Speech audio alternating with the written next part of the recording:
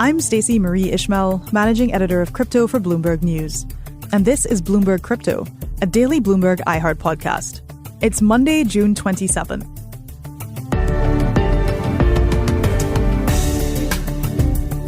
California's Silicon Valley is both a place and a philosophy. It's hailed as the place for US tech startups to get funding and attract talent. VCs, or venture capitalists, are an integral part of this mythology. These are the people who provide the private capital, billions of dollars worth, so tech startups can chase the next big thing.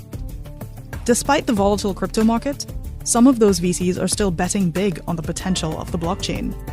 For the latest on this, Bloomberg reporter Hannah Miller joins me for a look at how crypto is influencing VC, and vice versa. Hannah, thank you again, as always, for joining us on the show. Thank you for having me. So today we're going to talk about venture capital. I am delighted to be recording this episode literally in San Francisco on a week where there are, as there always is, a lot of tech and VCs in town. This is a place as part of, the tech scene that folks in and out of the US may have heard about that has given rise to one of the biggest sources of funding for tech startups, many kinds of startups, but primarily tech and increasingly crypto startups. What do our listeners need to understand about venture capital and crypto? Well, there's big money coming in. That's the first thing to understand. Venture capitalists are really excited about the space, and they've gotten their limited partners on board with this. And they're cutting really big checks to support crypto and Web3 startups. And limited partners are the people who say, yes, you can write this check or you can't. Exactly. Or increasingly just do a bank transfer for a very large amount of money.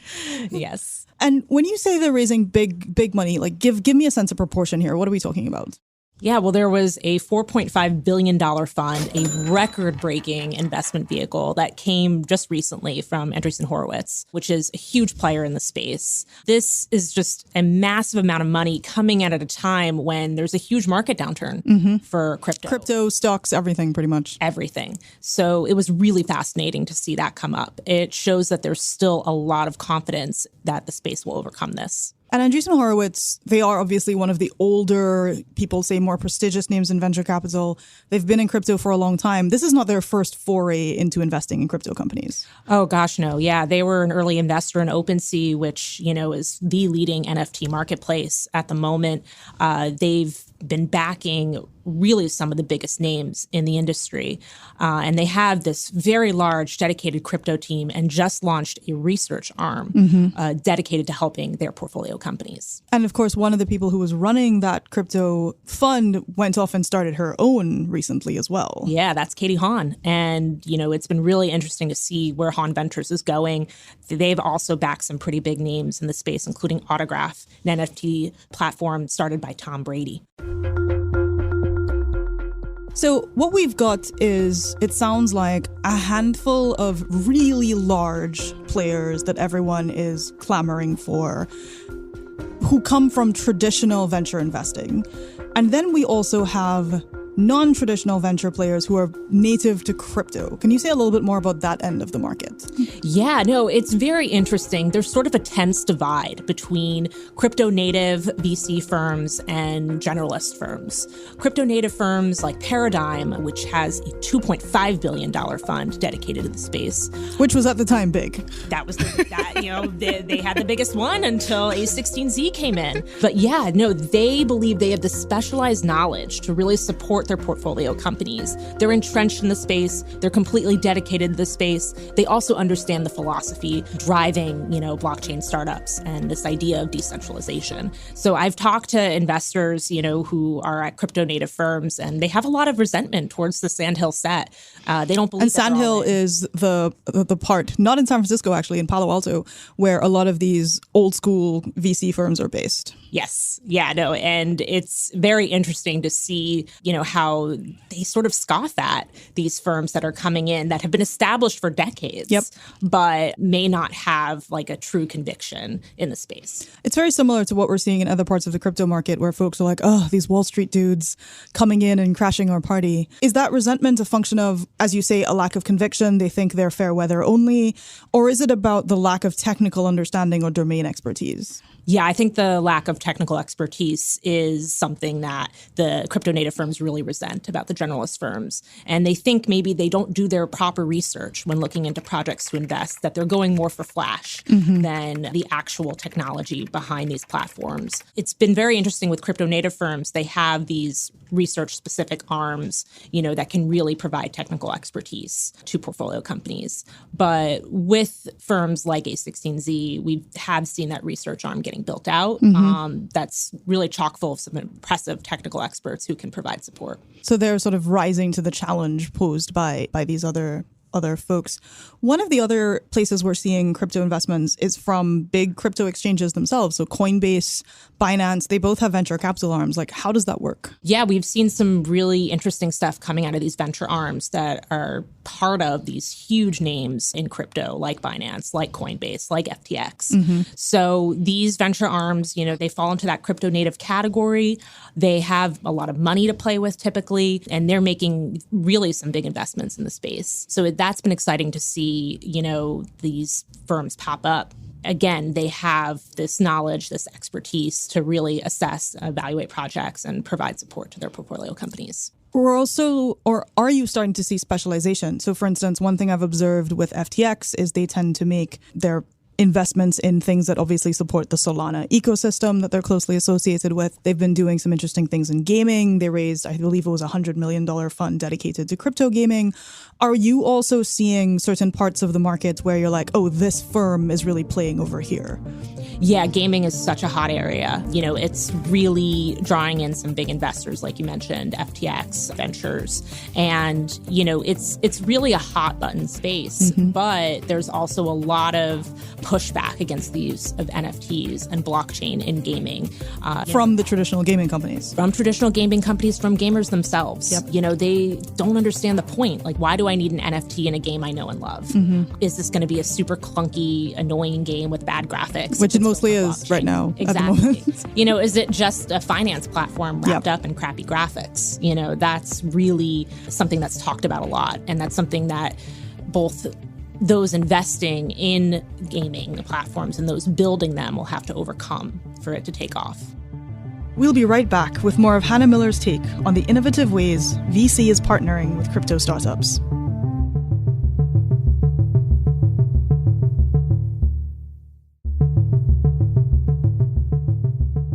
A lot of the crypto companies that are backed by VC have had, shall we say, a challenging year. There have been some massive hacks. There have been all different kinds of exploits. There's been a ton of bad press.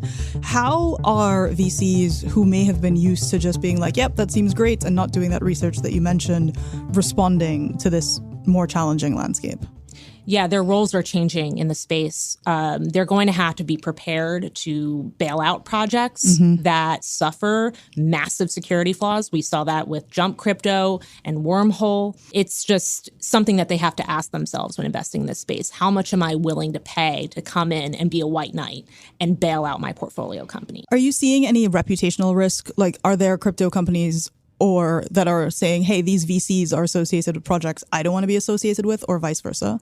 I have, yeah. I've actually seen sort of a hybrid investing model where it's sort of traditional venture capital, but it uses blockchain and the investments are actually made using blockchain. They'll whitelist certain investors for a project. Whitelist, an approved list of vendors. Only those investors would be able to put in money. And that's through voting with crypto tokens. So you're seeing both more discernment, as in people are like, okay, it can't just be a free-for-all, but also they're using that crypto native governance structure to make these kinds of decisions. Yes. That seems unusual in VC. And in terms of, I don't think folks are kind of used to the equivalent of shareholder democracy, as it were, coming to private capital. Yeah, and that's why we've seen them use vehicles like decentralized autonomous organizations to make these decisions.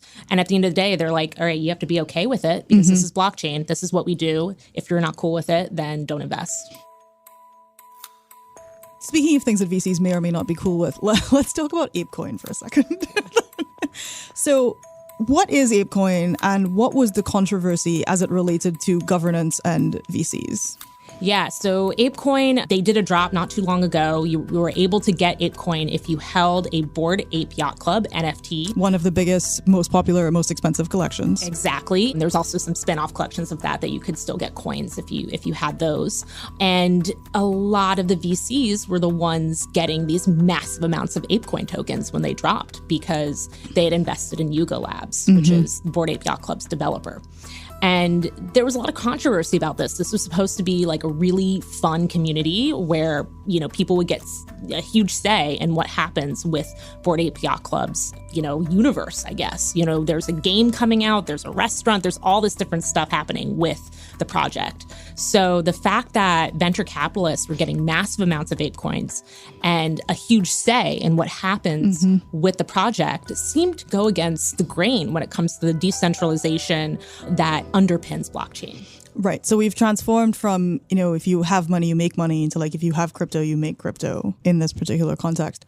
How have the VCs themselves responded to this avenue of criticism? Yeah, no, I mean, we've seen them say, we understand the philosophy here. We're not here to take over these projects. A16Z actually delegates out portions of its tokens for different projects to things like student groups and schools. So when you say delegates, that means they say, hey, we have this amount of voting power, you take it and do something with it. Exactly. They're not transferring over ownership of the tokens, but that voting power, they're trying to make it more decentralized than what they say. But for some people in the space, that's not enough. They see these investors coming in, referring it to as Web3, and that they're the ones going to be taking control of what is supposed to be space managed by users. So I want to end on that note about the tension between what folks call crypto and what folks call Web3. Yeah. And when we talk about Web3, what we're often talking about is something that Chris Dixon, who is a venture capitalist, who is associated with Andreessen Horowitz or A16Z, has identified as a way for creatives to monetize their talent, their energies, their efforts on the blockchain.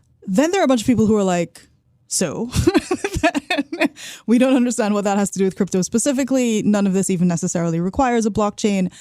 I mean, it got to the point where there have been these exceptionally petty billionaire feuds on Twitter with people like Jack Dorsey, formerly CEO of Twitter and now running Block, essentially fighting with these different VCs about this ideological schism in crypto. Why does any of this matter? Yeah, it does matter. I mean, Web3 is a catch-all term that we hear so often, and people use different definitions for it and can make the space more cloudy and confusing. But this is something that's coming up more and more. I see projects themselves using the term Web3. It is something that we need to keep tabs on. And basically, it's looking at, who's controlling the internet, who's benefiting from it in the future. Web3, in my mind, refers to a decentralized version of the web that's free from, control of big tech giants, like we've seen currently. So it'll be interesting to see what happens. What I hear is it's very, very early stages. We're only 20% of the way there for potential. And at the same time, there could be just this idea that it completely falls flat. Indeed. And the idea of Web3 being a decentralized version of the internet, the centralized version of the internet was funded by the same VCs who are now trying to sell you on the decentralized version of the internet. So wherever there is a tech idea, there's somebody making money on it. All right. Well, that was a very helpful episode, and I'm glad you were able to join us today. Thank you for having me. All righty. You can find more of Hannah's reporting on the Bloomberg terminal, on Bloomberg.com, and on Twitter. She's at HGMiller29. On the next episode of Bloomberg Crypto, we're going to talk about crypto correlation, what it is, how it works, and what that means when crypto prices and prices in the stock market, a completely unrelated asset class, seem to be moving in lockstep. For this, you'll hear from Bloomberg reporter Vildana Hardrick, who will join me to break this down. I'm Stacey Marie Ishmael, and this is Bloomberg Crypto, a daily podcast from Bloomberg and iHeartRadio. For more shows from iHeartRadio, visit the iHeartRadio app, Apple Podcasts, or wherever you get your podcasts. Email your questions, comments, or suggestions for the show to crypto@bloomberg.net. And you'll find us on Twitter @crypto. The supervising producer of this episode is Vicky Vergalina. Associate producer is Ty Butler. Desta Wonderad is our engineer. Original music by Leo Sidran. Bloomberg's head of podcasts is Francesca Levy.